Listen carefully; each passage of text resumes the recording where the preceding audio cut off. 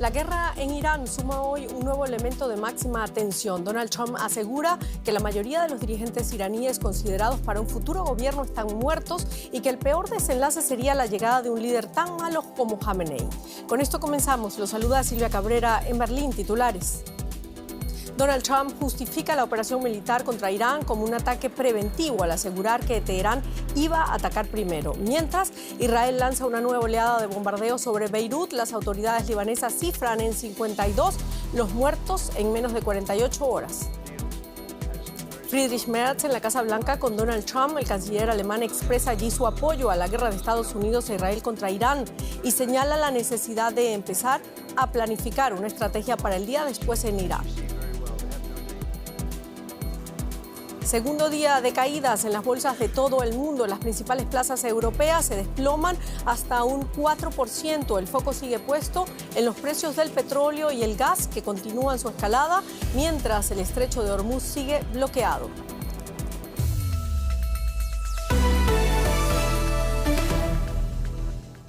Bienvenidos. La guerra en Irán se extiende por Oriente Medio. Israel y Estados Unidos han intensificado sus ataques y el presidente Donald Trump ha afirmado que Washington tiene capacidad para prolongar la guerra mucho más allá de las 4 o 5 semanas previstas inicialmente. Irán ha respondido amplificando sus represalias y atacando varios estados del Golfo y la embajada estadounidense en Arabia Saudita. El conflicto también se ha extendido al Líbano, donde Hezbollah, aliado de Irán, afirma estar preparado para una guerra abierta con Israel. Comenzamos con las últimas noticias sobre Irán, donde este martes siguieron cayendo misiles en su capital, Teherán.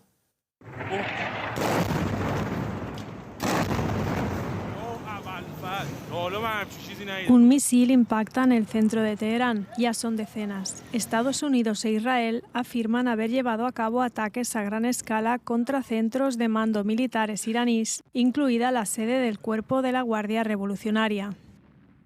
No vamos a parar ni un minuto. La frecuencia y la potencia de nuestros ataques son inéditos. El régimen iraní sufre ataques continuos contra todos sus núcleos fundamentales. Está cada día más débil. Irán ha respondido lanzando drones y misiles contra objetivos de toda la región. Arabia Saudí, Irak, Emiratos Árabes, cualquier lugar con presencia militar estadounidense. Irán cuenta con el apoyo de uno de sus principales aliados, la milicia islamista Hezbollah en el Líbano. El grupo ha prometido volver a la resistencia contra Israel, lo que abre otro frente en el conflicto. Israel ha respondido con ataques en todo el Líbano. En Beirut, un bombardeo destruyó la emisora de radio Al-Nur, propiedad de Hezbollah. Otros objetivos no están tan claros. Recibimos una orden de evacuación sobre las 3:30 o 4 de la madrugada. El edificio está vacío, no hay nada, excepto un taller de autos. Israel ha lanzado una incursión terrestre en el sur del Líbano, lo que ha provocado la huida de decenas de miles de civiles. El Comando Norte ha tomado control de la zona y está creando una zona de seguridad tal y como lo prometió entre los residentes y cualquier amenaza potencial. Lo que comenzó como un ataque sorpresa de Estados Unidos e Israel contra Irán ya se ha convertido en un conflicto que abarca toda la región. Tanto Estados Unidos como Israel afirman que no será una guerra larga. Pero con cada nueva escalada, su fin parece más lejano. Y del lado libanés, el periodista Joan Cabasés nos amplía esta información desde Beirut. Ante el despliegue de tropas israelíes, Joan, en el sur del Líbano, ¿se perciben movimientos militares o señales claras de preparación para una escalada de la guerra allí?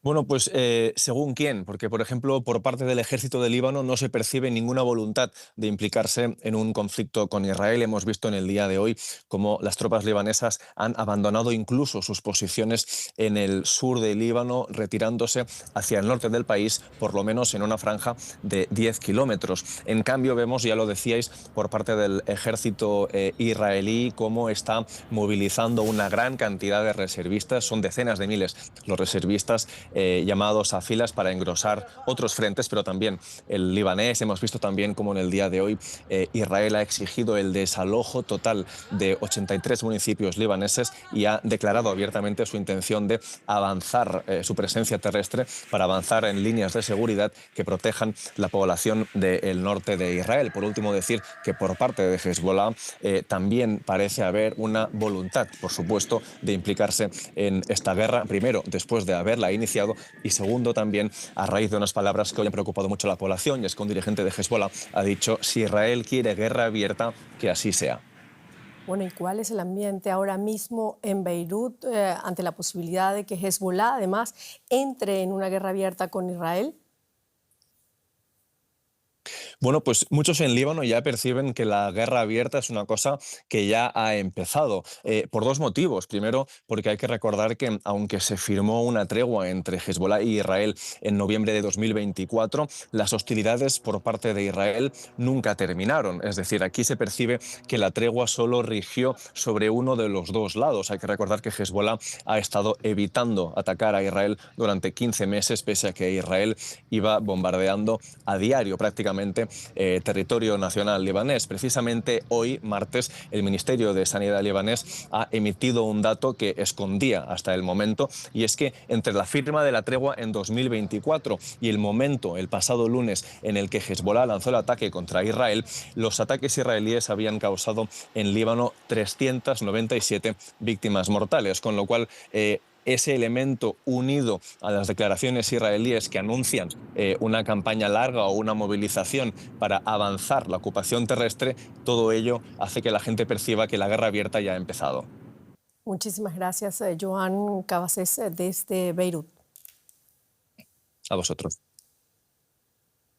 Israel asegura que sus soldados están operando en el sur del Líbano, en algunas posiciones cerca de la zona fronteriza, como parte de una postura defensiva avanzada mejorada.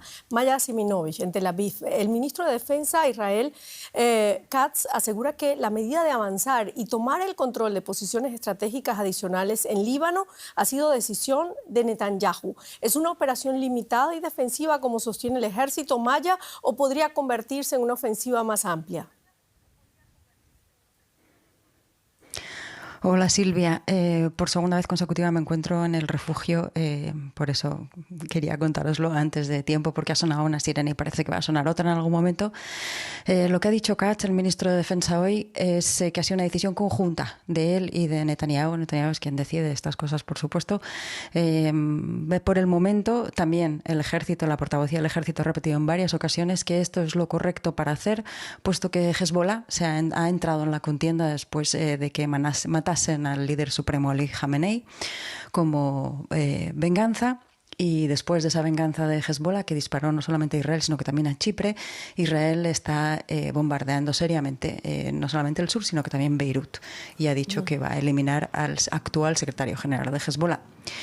De este modo, lo que están tratando de hacer es una zona de amortiguación para proteger a las comunidades del norte de Israel. Esto es lo que están diciendo, puesto que la gente no solamente no habían llegado a repoblar las zonas del norte, sino que se están volviendo a ir. El norte de Israel está en una situación en la que no levanta cabeza ni negocios ni población, de manera que es posible. Una guerra abierta entra dentro del menú. Bueno, Maya, gracias por este contacto. En caso de que suenen las alarmas, te pido que nos dejes de inmediato. Y por eso mismo, igual, te pregunto, ¿cómo está viviendo la población israelí toda esta situación, esta nueva escalada regional? Y en lo político, ¿hay consenso político interno en torno a la decisión del gobierno de ampliar las operaciones militares?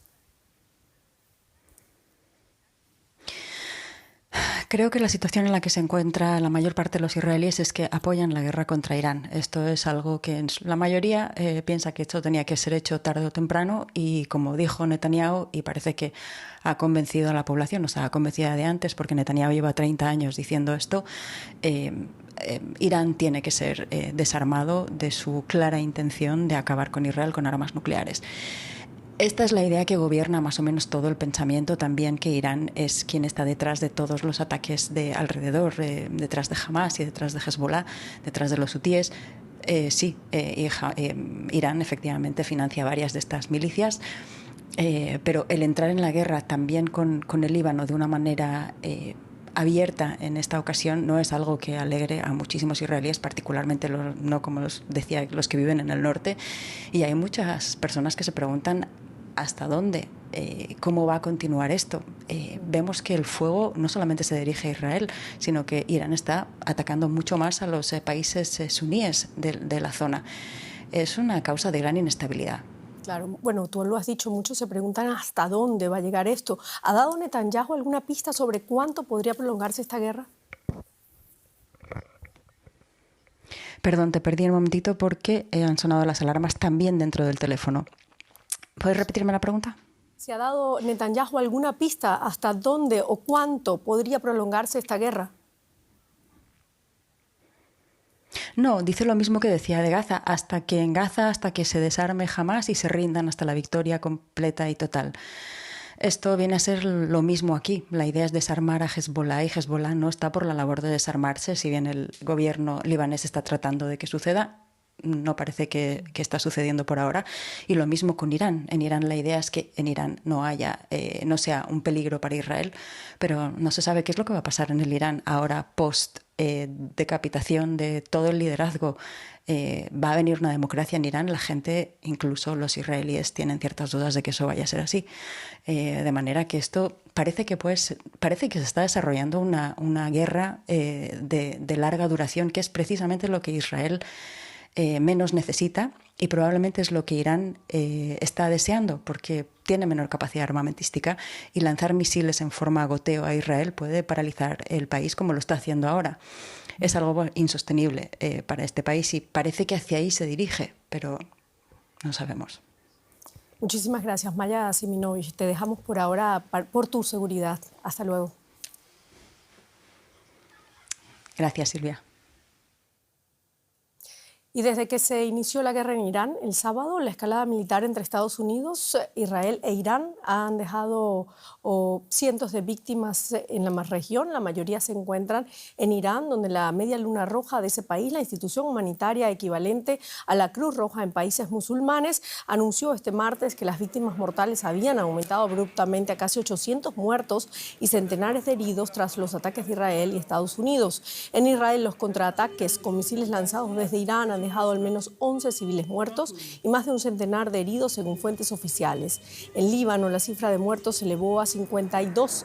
La violencia también se ha extendido a los Emiratos Árabes Unidos, Irak y Kuwait, donde se han reportado víctimas mortales y decenas de heridos. El mando central de Estados Unidos confirmó que 3 soldados de ese país murieron en combate durante las primeras operaciones contra Irán y 5 resultaron gravemente heridos. Reino Unido anunció el despliegue de un destructor tipo 45 de defensa aérea en Chipre tras el ataque registrado la noche del domingo contra una base de la Real Fuerza Aérea Británica cuando un dron iraní impactó en instalaciones situadas en el este de la isla. La Comisión Europea informó este martes que Chipre no ha solicitado la activación de la cláusula europea de defensa mutua tras este incidente en medio del aumento de la tensión en el Mediterráneo oriental.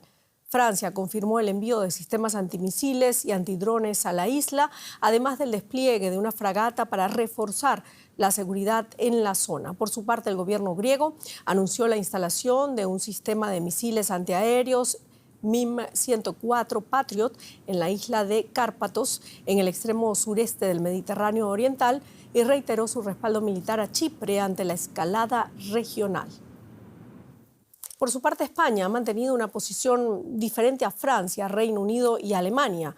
El gobierno de Pedro Sánchez ha negado el uso de sus bases militares a las fuerzas estadounidenses implicadas en el ataque contra Irán. Esto afecta especialmente a los aviones cisternas estacionados en ellas, claves para el reabastecimiento militar que partieron de España el domingo hacia otros países. En respuesta a esto, Donald Trump sugiere un embargo comercial a España. Esta nueva medida es la crítica más reciente a Estados Unidos por parte del gobierno de Pedro Sánchez, que ha destacado en Europa por su oposición constante al gobierno de Donald Trump. El canciller alemán Friedrich Merz se encuentra en Washington, donde ya se ha reunido con el presidente de Estados Unidos, Donald Trump. Merz se convierte así en el primer líder extranjero que visita la Casa Blanca desde que Estados Unidos e Israel atacaron Irán. Pese a su notable respaldo a los bombardeos estadounidenses o israelíes contra Teherán, Friedrich Merz ha expresado su preocupación por la propagación del conflicto. Sobre este tema, Trump dijo que Washington podría prolongar la guerra mucho más allá de las 4 o 5 semanas que había anunciado inicialmente. Se trata de la segunda visita que Merz hace a Trump en Washington desde el pasado mes de junio. Y antes de abandonar Berlín, el canciller alemán evitó criticar directamente a Estados Unidos e Israel. Vamos a escucharlo. Las condenas de las violencias del derecho internacional, así como los amplios paquetes de sanciones contra Irán, han tenido un efecto limitado durante estos años, en parte porque no estábamos dispuestos a recurrir a la fuerza militar si fuera necesario. Por eso, no es el momento de dar lecciones a nuestros aliados. Pese a nuestras reservas, compartimos muchos de sus objetivos, aunque no estamos en condiciones de alcanzarlos por nosotros mismos. La última vez que recibió al canciller federal Merz en la Casa Blanca, en junio del año pasado, Donald Trump habló durante 36 de los 40 minutos de comparecencia conjunta. Hoy, algunos bromean si no sería una suerte para Merz que el presidente volviera a no dejarle hablar, porque el canciller llega a Washington en momentos de grandes tensiones. Por ejemplo, por los aranceles con los que Trump está intentando proteger la industria de Estados Unidos y que han hecho mucho daño a la economía alemana. Otros puntos polémicos son la ayuda a Ucrania en su guerra contra Rusia y desde el pasado sábado la guerra que iniciaron los estadounidenses y los israelíes contra Irán. Y como acabamos de escuchar, Alemania ha optado en este último caso por no dar lecciones a Washington, cuando hace unos meses, en cambio, los europeos apelaban a la legalidad internacional, cuando Trump sugería que podría anexionarse o atacar Groenlandia, que es un territorio danés de la Unión Europea. Irán es otra cosa, y aunque Merz duda que la campaña de bombardeos vaya a propiciar un cambio de régimen en Teherán, también insiste en que no va a condenarla. En cuanto a Ucrania, Alemania insistirá en que Washington mantenga su apoyo político a Kiev ante Rusia, pero económico lo cortó hace tiempo y ahora se desconoce cómo seguirá el suministro a Ucrania del cada vez más escaso material antiaéreo que Estados Unidos necesita en la guerra contra Irán para proteger sus bases, su flota y también Israel de las represalias iraníes. Y por supuesto vamos a estar ampliando toda esta información en nuestros próximos informativos. Vamos a la economía porque es el segundo día de subida, ¿no?, en los combustibles. Paco Furió. Así es, Silvia, sobre todo tanto el petróleo como el gas, pero sobre todo este último cuyo precio se ha prácticamente duplicado desde el estallido de la guerra de Irán y la amenaza de estrangular el estrecho de Hormuz, principal arteria para el transporte de este combustible. Además, Qatar Energy ha suspendido la producción de gas natural licuado por cuestiones de seguridad tras el ataque a 2 de sus instalaciones. En plantas como la de Ras Laffan, en Qatar, se produce alrededor de un 20% del gas natural licuado, o GNL, que se comercia en el mundo. Ahora el anuncio del lunes de que la estatal Qatar Energy ha suspendido la producción de GNL debido a los ataques con drones desde Irán ha disparado el temor en los mercados. Es algo sin precedentes. Hay un 20% de la producción mundial de GNL que está ahora fuera. Y eso, claro, tiene repercusiones inmediatas en el mercado de GNL, que es un mercado global, como el del petróleo. Por eso, como reacción a lo que ocurre, los precios del gas en todo el mundo, en particular en Asia y en Europa, se han disparado. En los mercados europeos, los precios del GNL subieron por segundo día consecutivo, con un aumento de más del 30% de los precios del gas para entrega en un mes en el mercado de TTF de Países Bajos, de referencia en Europa. A los problemas en Qatar se sumó el cierre del estrecho de Hormuz, una vía clave para el comercio mundial. El paso marítimo entre Omán e Irán estaba en la práctica bloqueado tras el comienzo de la guerra en Irán. El lunes, un miembro de la Guardia Revolucionaria iraní aseguró que las fuerzas de Teherán abrirán fuego contra cualquier embarcación que intente transitar por esa vía marítima. Y los expertos advierten sobre problemas, en particular para Europa. Lo que Europa puede hacer como un continente con poca energía es reducir la demanda. Reducir la demanda de gas exactamente como hicimos en los primeros días de la crisis energética en 2022. O podemos, hasta cierto punto, cambiar de combustible. Podemos intentar reemplazar el gas en el sector eléctrico con plantas de generación con carbón por un tiempo limitado. Pero no hay nada que podamos hacer en el lado de la oferta, porque no hay forma de sustituir los volúmenes faltantes de GNL catarí en el mercado global. También en Asia hay temor a una crisis de dimensiones desconocidas. Estamos entrando una era sin precedentes, mucho peor, en mi opinión, que la que vimos en la crisis de Ucrania y Rusia. En el peor de los casos, medio año o un año de cierre. O llegado a ese punto, no hay suficiente energía para sustituir eso en el mercado. Entonces empezaremos a ver precios muy altos no solo en Asia, sino también en Europa. Y veremos destrucción de la demanda, como la que vimos en 2022. El aumento de los precios del gas y su potencial impacto económico dependerán al final de la duración de la guerra en Oriente Medio. Y la situación en las bolsas también empeora hoy sin saber cuándo acabará el conflicto en Oriente Próximo y con el estrecho de Hormuz bloqueado, los nervios se apoderan de las bolsas. Wall Street registra pérdidas superiores al 1% y aquí en Europa las principales plazas se derrumban más de un 3%. El foco sigue estando en los precios de la energía, después de que hoy Irán atacara la embajada de Estados Unidos en Arabia Saudí y mientras Qatar mantiene suspendida la producción de gas natural licuado. En medio de esta situación, el precio del barril de Brent sube a los $82 y el indicador de referencia para el gas en Europa sigue disparado, lo que empieza a preocupar por el impacto que puede tener todo esto en la inflación y en las decisiones de los bancos centrales. Pues ampliamos los detalles del impacto económico con José David Navarro, que está en la Bolsa de Frankfurt. Saludos, José. ¿Cómo puede afectar a la economía europea la guerra en Oriente Próximo? ¿Cuán dependiente es el bloque del petróleo y del gas que sale del Golfo Pérsico? Hola Paco, ¿qué tal? Bueno, lo que hay que entender es que Europa sobre todo se puede ver afectada por un impacto indirecto si hablamos de energía. Europa en realidad no importa tantos productos energéticos que salen del Golfo Pérsico. El principal comprador son países asiáticos y especialmente China, pero lo importante aquí es entender que si estos países buscan el petróleo y el gas en otros mercados, el precio, como estamos viendo a nivel internacional, se dispara y ahí es donde afecta a Europa. Otro de los riesgos, Paco, para las economías europeas es que después del invierno las reservas, por ejemplo, de gas están muy mermadas y justo ahora, llegado el verano o a inicios del verano, empiezan a comprar productos energéticos para esas reservas en un momento, como estamos hablando, en el que los precios han aumentado, donde el mercado puede estar más tensionado. Así que como conclusión, de momento, Paco, en el corto plazo no se teme por un corte en el suministro energético a Europa, pero sí por un aumento de los precios por la situación internacional. Y José, inevitablemente han vuelto los miedos a una crisis inflacionaria como la que ocurrió tras la invasión rusa de Ucrania. ¿Cómo ven los mercados esta posibilidad?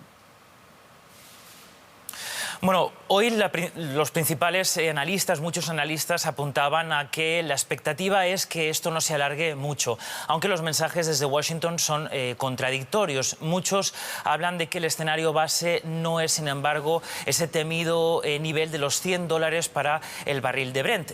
Para ese argumento se apoyan en dos ideas. Una de ellas es que a Estados Unidos no le interesa alargar el conflicto durante mucho tiempo, pensando en las elecciones a medio término en Estados Unidos y el impacto que podría tener a largo plazo en los precios energéticos y en los precios en Estados Unidos. Y Paco, la segunda idea que lanzan los analistas aquí en las bolsas es que uno de los principales aliados de Irán es China, principal comprador, como les decía, de los productos energéticos que cruzan el estrecho de Hormuz, y ya hemos visto y oído, por ejemplo, de fuentes de la agencia de noticias Bloomberg, que China está presionando ya a Irán para que la situación no se alargue demasiado. Gracias, José David, desde la Bolsa de Frankfurt. Y la escalada en Oriente Medio también tiene un fuerte impacto en el tráfico aéreo internacional. Decenas de miles de turistas están varados desde el fin de semana, ya sea porque se encontraban de vacaciones en Oriente Medio o porque tenían previsto utilizar alguno de los aeropuertos de la región como centro de conexión. En el aeropuerto de Sydney, los aviones permanecen en la tierra. Cientos de vuelos entre Australia y Oriente Medio han sido cancelados debido a la última escalada bélica. Y no solo aquí, en toda la región se han cancelado unos 13.000 vuelos. Importantes centros de conexión del Golfo permanecen cerrados desde hace varios días a causa del conflicto. También el aeropuerto internacional de Dubái, uno de los más transitados del mundo, con un tráfico habitual de más de 1000 vuelos al día. Decenas de miles de pasajeros se han quedado en tierra. El crecimiento de Oriente Medio en los últimos años ha sido espectacular, con personas que quieren pasar allí sus vacaciones, mudarse o hacer negocios. Por eso, cuando se cierran los principales centros de conexión como Dubái, Doha y Abu Dhabi, el impacto es considerable, no solo para los turistas y los viajeros de negocios, sino también para la carga. Y eso tiene un efecto muy importante para la cadena de suministro global. Emirates, una de las aerolíneas más grandes del mundo, suspendió inicialmente todos los vuelos desde y hacia Dubái. Entre tanto, reanudaron este martes las primeras conexiones. La mayoría de los aviones de pasajeros de aerolíneas de Oriente Medio, así como muchos aviones de carga, aterrizan en los Emiratos, desde donde la mercancía continúa su viaje hacia Europa. Creo que a corto plazo el mayor impacto es la pérdida de cientos de millones de dólares, sino de miles de millones, debido a la falta de carga y a la reducción del volumen de mercancías que entran y salen de la región. Por lo tanto, el efecto más inmediato es una enorme pérdida financiera. Y también los turistas, como aquí en Bali, siguen varados. Aunque los primeros vuelos de regreso ya están reanudándose, puede que pase todavía bastante tiempo hasta que todos puedan regresar a sus hogares. Dejamos ahora la economía, más noticias. Así es, Paco. El secretario general de la ONU, Antonio Guterres, advirtió este martes del dramático impacto humanitario y económico que la actual escalada en Oriente Medio puede tener a nivel mundial y expresó su profunda preocupación por la multiplicación de frentes y el aumento de víctimas civiles. Hacemos un repaso ahora a la última hora de la guerra de Estados Unidos e Israel con Irán. Estados Unidos e Israel continúan sus operaciones militares en Irán, que ahora se han extendido al Líbano, donde unas 400 personas han muerto y más de 58.000 han sido desplazadas. Mientras tanto, la OTAN afirma que los ataques contra Irán cuentan con un amplio apoyo en Europa.